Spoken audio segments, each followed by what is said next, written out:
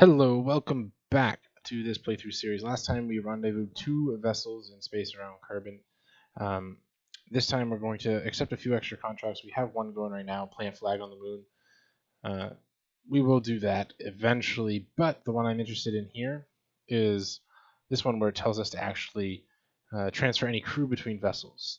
Now, I don't know um, if we can just EVA between vessels or not, but I'm going to get the docking port connected. Can I get the docking port? Did I get the docking port? Oh, I didn't even get the docking port. That's dumb. Okay, well, either way, we're going to accept this contract. And then we have another contract here. This is just an extra contract. So if we're going to plant a flag on the moon, we're going to gather scientific data from the surface of the moon because we're coming back. And yeah, so might as well accept this. But first, we need to upgrade mission control, which will be good because that'll give us maneuver nodes in the map view. Good. Now, can do EVAs. We need to get surface samples. That's unfortunate that we can't get that upgraded because we do need to get some surface samples fairly early on. If we do this mission, then I mean, I could get a bunch of money. Really, I just need money in order to upgrade that. I could do these satellite missions to get the money. I don't want it. It's going to take a lot of time. I could rescue some of these guys from orbit. It's going to take time, and sometimes they're just in the most ridiculous orbits.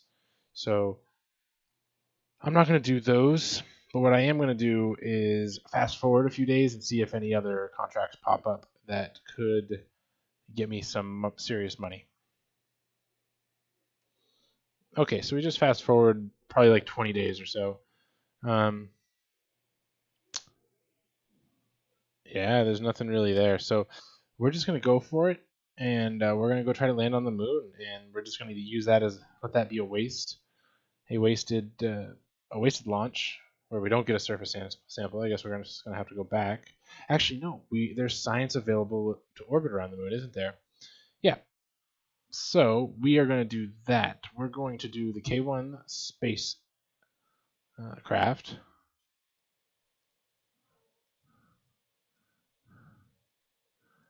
Which is what we're going to be using to rendezvous later on. No, I don't want that. I want to negative. I want the K1B. No, K1. I want the K1 capsule. I want to get this science. Okay. So we have the K1 capsule ready. I think we're on R4 now. Save that. Now, this will be our return home stage. We should be able to bring ourselves down to orbit. I actually think I had enough delta V to come down to orbit on the last rocket, but might as well start making something a little bit bigger. So this is going to be our return stage, and probably a part of our circularization stage.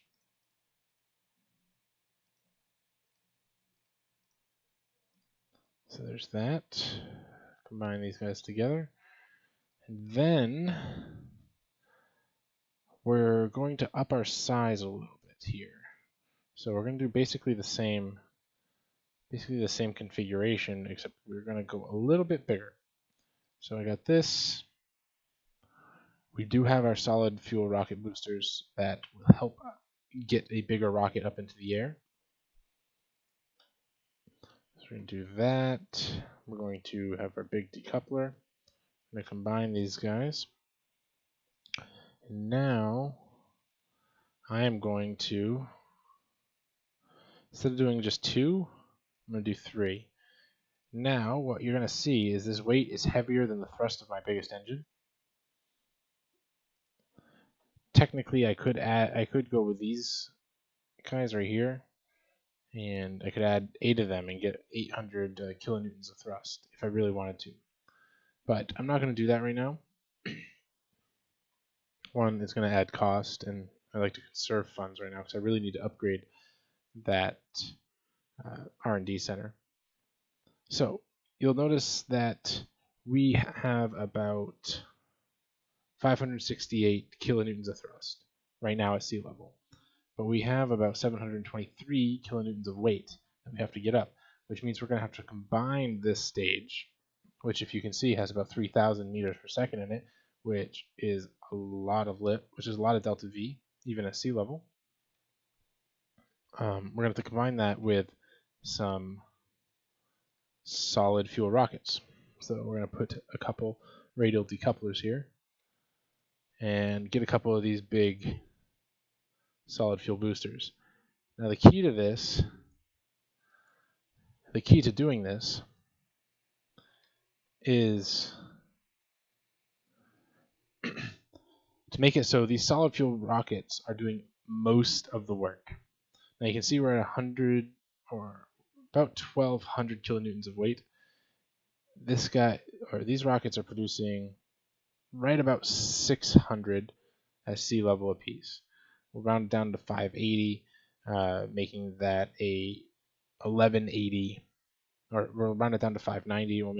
Making it an 1180 kilonewtons of thrust, which means we only really need a little bit of thrust out of this engine in order to get us up. In order to make a 1.1, we'll need about 150 kilonewtons of thrust, which of course is about 1/5. It's a little more than 1/5 of our total thrust. So the key here is we're going to let these guys do all the work, getting us up, and then we're going to let this engine relax a little bit at takeoff. And so we're going to do that. We're going to let this engine relax a little bit at takeoff, which will allow us to bring them to full throttle later on after we decouple our SRBs. So we're just going to do a few little structural fixes here to make sure these SRBs, they tend to wobble a little bit.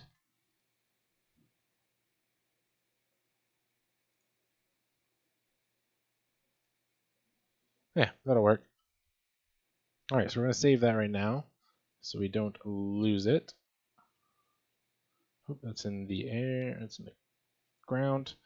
So there we go. Now, I'm not going to change the thrust limiter on this because I do need it to go to 100 later. What I'm going to do is I'm going to set my thrust at a certain level at launch. Oh no, 34 out of 30 parts. Do I have enough money to upgrade my VAB? I hope so. Yeah, more than enough. All right. No, we just spent about 2/3 of our cash, but whatever. Okay, so we're here. I'm going to put these nose cones on. I like to do this method because it kind of makes the strut blend in a little bit more. It looks more aerodynamic. So we got that structural center of mass. So what I like to usually do, well, it doesn't really matter too much on this one, is I usually put my launch struts in line with my decouplers. That way you don't create any wobble in the SRBs when you launch. So if you push up here, if you decouple this way, it might create a harmonic down through the SRB. So I don't want that. And my center mass is pretty much right on.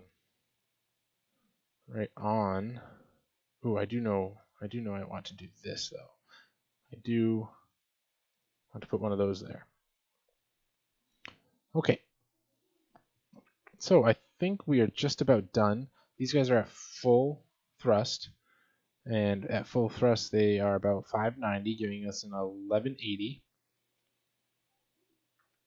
And I will need 30 kilonewtons to get a thrust to weight ratio of 1. And in order to get to 1.1, I'm going to have to get 10% over. So I'm going to have to add in about 120 more kilonewtons. So yeah, about 150 kilonewtons of thrust. which is approximately a little over 1/4. If we were at 600 kilonewtons here, then that would be 1/4. But we were just under that by about 30. So we can say 32. So we can say subtract 8 from it. 1/4 would be 142 kilonewtons of thrust. So if I do about 1/4, I'll be not quite there. So I will need to do a little over 1/4, and you'll see that in just a second. All right, so crew. So we have any pilots that need... She fly by the moon. He hasn't fly by the moon yet, so we'll send Jebediah up, get his experience, combine these two, separate them by that. So we ignite this, ignite these, and then launch. Okay, so save, and we're going to go to the launch pad. Total of about 4,000 meters per second at sea level, which is a lot. And of course, the more we can get up into space, the more delta V we have in a vacuum, and that is ideal. Okay, SAS is on. I don't think I put any solar panels on, but we should be fine. Oh, I do need to get these guys pinned open. I can't. Oh, I may have unlocked an action group. Let me revert back. Yeah, when I upgraded the VAB, I unlocked action group, so that's perfect. We'll do custom 1, which will have... geez, this is all different.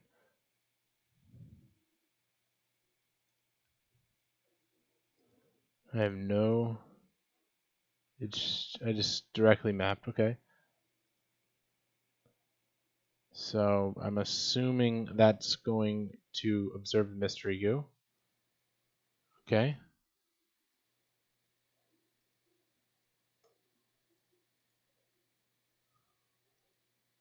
So the 2 hot thermometer can't be added in? Yeah, what's going on? Oh, okay. I guess I'm on the wrong ones. All right, so log pressure data,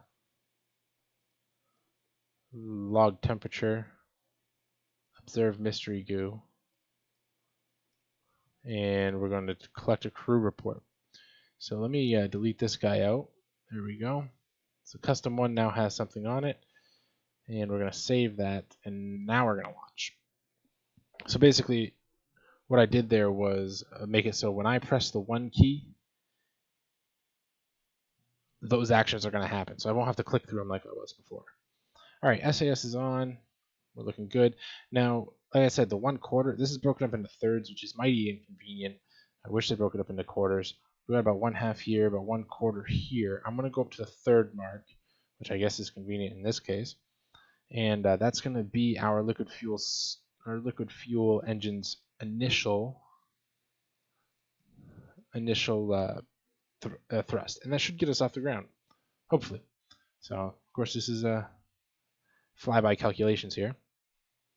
Now we're going to set this as a target. I am going to fast forward to the point I mentioned in the last video I did on going to the moon, where I get the retrograde marker at approximately 50 to 45 degrees from the normal, aka the normal is pointing directly away from the center of Kerbin. And we're going to launch. So we are set at our 1/3 location, just a little over actually. We're going to ignite, and liftoff. And we have good liftoff, just about 1.1. Keep us under nice and steady control as we start our ascent.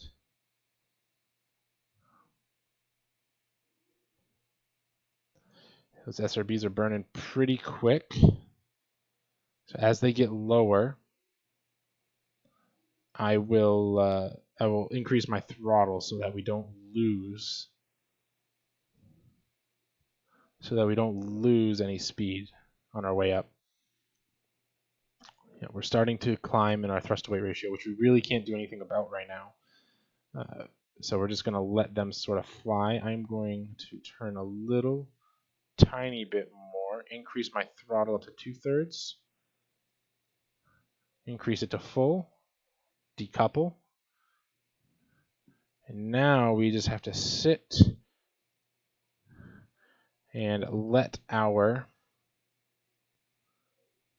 rocket burn off some weight so we can get our thrust to weight ratio to 1. But I mean, we're still climbing our apoapsis. We're just close to our apoapsis. So it's not very far ahead of us. So we're going to start turning a little bit here. We do have a very large rocket. We don't want to turn too fast because the aerodynamic effects will tend to make it want to flip. Nose down.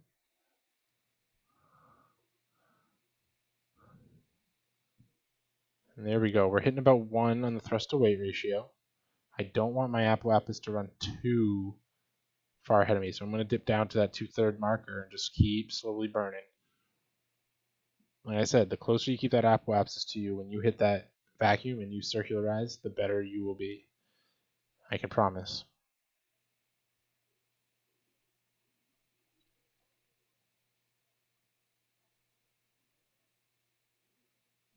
All right, so our time is still holding pretty well. We're actually decreasing our time to apoapsis, but that's fine. We're just slowly raising it. We haven't even hit the 45-degree mark yet. When we hit the 45-degree mark, I will assess whether or not I need to increase my throttle, which I think I will. So we're not very high enough, so I'm going to start increasing it again. There she goes.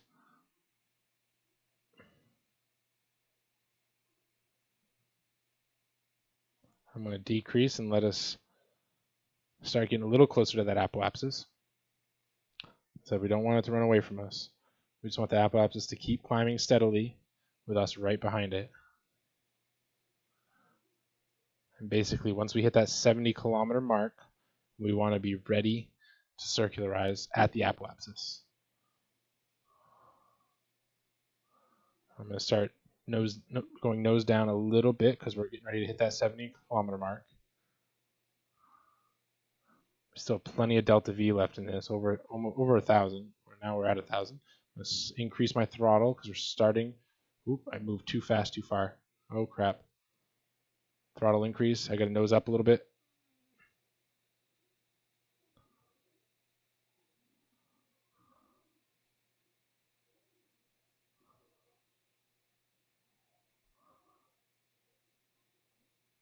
All right. Throttle down. Decouple a little bit to get away. A nice, easy, very efficient engine up here. We should have been in vacuum for this, but that's okay. So you can see that the moon is probably rising. Yep, so I'm going to get down into my prograde position. I'm going to hold prograde. I'm just going to start burning. Now we're still in the atmosphere, but we're not far enough down where we are going to really have any major slowdowns before we leave it. In fact, we're getting ready to leave it on our own anyway. And I am just going to keep burning, raising that apoapsis. I still have over 1,800 meters per second. There's plenty of fuel on this rocket. I'm going to slow down because, as you guys know, we're going to hit this and we're going to start swinging all over the place and it's going to look a little crazy. There we go. We're going to have our first encounter. The periapsis goes away and it comes back out. There it is. Whew, that is a high periapsis, but that's okay. We got plenty of fuel. I should have stopped it a little closer. Okay, so we are sitting here ready to go. What I'm going to do is fast forward all the way out to here. I'm going to warp to here. Oh, I got to stop the ×4 speed first. Warp to here.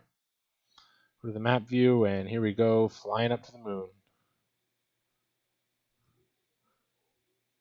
Alright, so our auto warp is done. Now this is where our maneuver nodes are going to become pretty darn handy. So we're going to add a maneuver right at the periapsis. We use this maneuver node by basically hitting our markers. So I talked about the prograde marker. This is the prograde, this is the retrograde.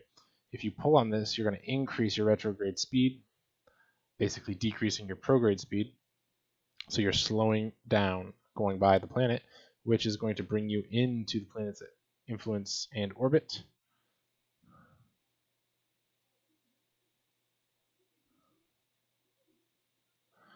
And there's a few little tricks for maintaining a circularized orbit coming out of one of these maneuvers. So as the periapsis pulls away from you, you want to pull up to pull it back, pull with normal. And if it goes behind you, you want to pull anti-normal. There we go. And now we have a fairly circularized orbit. I am going to find, and we only have 248 meters per second to perform this. And over here you can see we have 1500 meters per second left in this stage. So we have all kinds of fuel. It's not even close. We'll be able to circularize. We'll be able to do whatever we want around the moon. We could probably even land with this, but I'm not going to deal with it right now. Okay, so I'm going to use the auto warp feature because it's so much easier. I'm going to warp right to that location. That way I know I don't accidentally swing by it. This auto warp's pretty slow. Can I go forward? Oh, Jesus!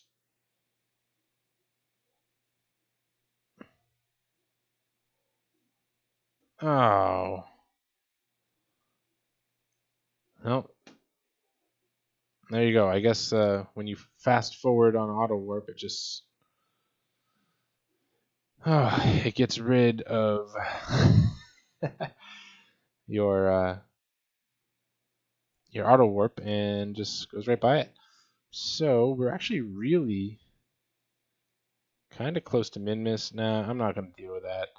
You know, we're going to try to readjust here. We're going to bring it back down and try to hit the moon again. We got plenty of fuel. It doesn't cost much to do these maneuvers. Okay, so there. I'm hitting the moon in a couple spots. So on this one, we're going to be flying around here. We're going to hit this way and spin around. So that's the direction I want to go. That's perfect. So I'm going to make some small changes so I can bring that periapsis in as fast, as close as I can. And I've learned my lesson now. Don't fast forward. Just let the auto warp go. I just don't know why it had to be so slow. Because I'm just rhyming all the time now too. Okay, so what I'm going to do is auto warp. Freaking dummy. Okay, so I'm going to auto warp. I'm on my target maneuver. And this just turned into a far more interesting mission. I got to get back to my ship because I'm focused on the moon right now. So it says here I'm about 10 minutes away. It's only a 55 meter per second burn, which, as I went over with you, is we have plenty in the tank for. And this is how this works. So your burn time here is calculated as 2 seconds with the current engine we have. You want to get this node in T minus down to 1. You want to hit the middle. So if this was 10 seconds, you'd want to hit 5. Then you burn full throttle, and essentially it takes you want the average of your burn to be hitting 0, because that's when you're hitting the node, and that is when you create the most accurate maneuver. The thing is, in this game does calculate very well, and you can just follow the maneuver. So even if you are a little off in the time, just follow the maneuver node and burn until this meter gets to 0, and you'll be fine. It makes it pretty darn close anyway, if you're not super far away. So far enough away that you're actually changing the shape. I'm going to start a little bit earlier. So you see how the maneuver node ran away? So I'm just going to follow it, burn at it, and trim my orbit away to get as close as I can. So sitting at about 1100, I could probably, my RCS doesn't have enough oomph behind it to make that happen. Okay, So there we are. Let's see what my orbit's going to look like around the moon. I am not landing. I am not orbiting in the way I want, but that is okay. So we're going to add a maneuver. We're going to circularize again, and look, we're even roughly at the same height. That's just ridiculous. Can't believe I did that. Freaking dummy. All right. So I'm actually just going to bring this in further because I'm going to skip a few steps here and just bring us in close so I can actually get the science that we need. And I wonder if I have enough fuel to flatten this out again. I probably do. I'll take as much out as I can. I'll take as much as out I can in this burn and then get it again once I cross the plane with Kerbin. Okay, so 500 meters per second is going to burn a lot, but we'll be in orbit, and it won't be very hard to get down there and get the science that we need. Okay, so I'm going to burn to there, and this should get us going pretty quick.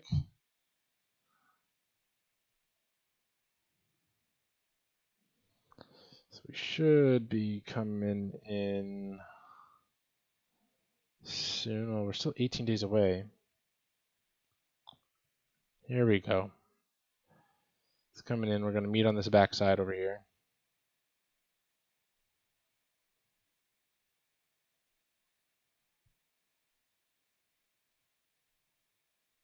Okay. Anytime now. Still 7 days away. Well, this mission turned into a whole month long, which is kind of crazy. All right, here we go. We're going to meet up. It's pretty cool. You get to watch it meet up with that and then start its way down. That's actually pretty cool. Okay, so we're still on our maneuver node. We're going to warp in a little bit closer.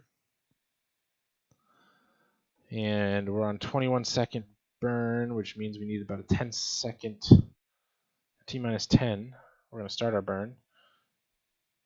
And yeah, so we're just going to let that happen. It'll happen pretty quick. Our orbit will change quite rapidly.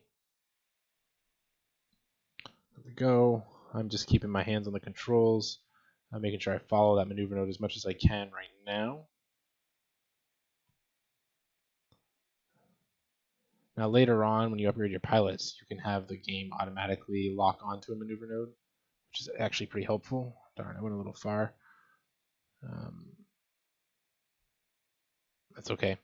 So what I'm going to do is go to the retrograde position.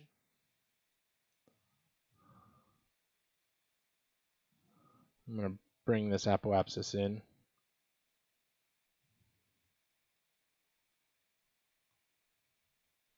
And I am going to add a maneuver, and I'm going to circularize so I can start doing some EVAs. Ooh, I don't want it that close. Jesus. 34.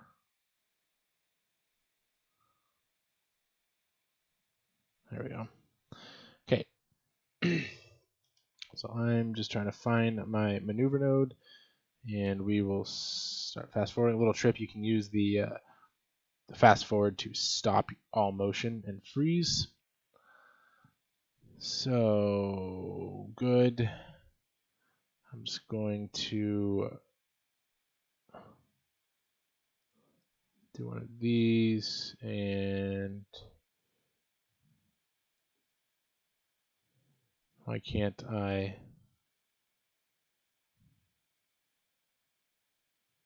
There we go. Warp to here. All right. So this will take care of the warp for me. Make sure nothing. I make sure I don't swing by it.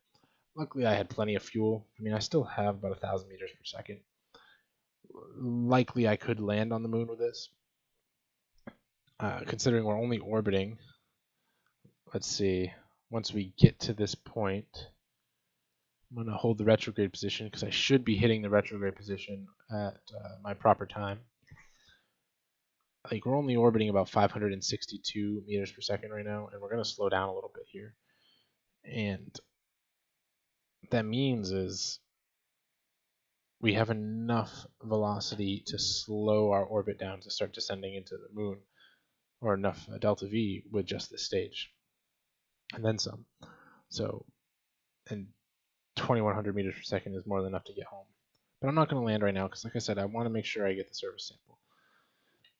Okay, so what we are going to do, first we're going to start EVAing.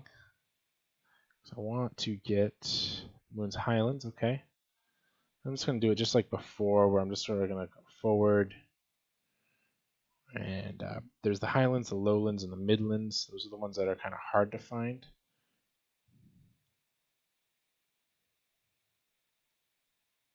Where's my, there it is. There's the Midlands, and then you can start hitting the craters. On the dark side, you kind of have to know where the craters are. You can kind of see it when you let the sun flash through it. It's kind of a little trick, I guess. When you land in each crater, it's definitely good to put it's Midlands, I don't need that, a flag up. Just for science gathering, you can always go back there again if you do, and you know where it is if you do. God, this is the worst part. It's so dark. I'm sorry, guys. But, oh, I got a crater.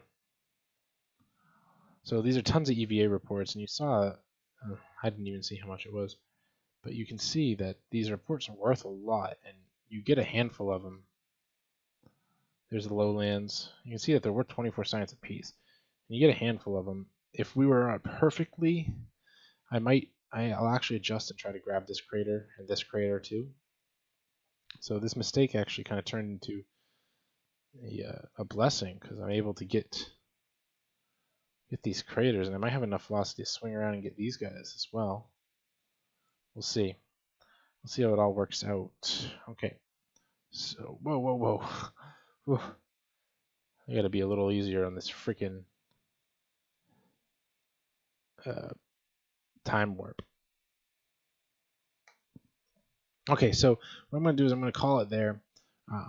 Like I said, I'm gonna adjust this orbit off camera, and I'm gonna swing around, and then I'll probably come back on camera. You know what? I'll show you guys the adjustment. I'll do it in a different episode.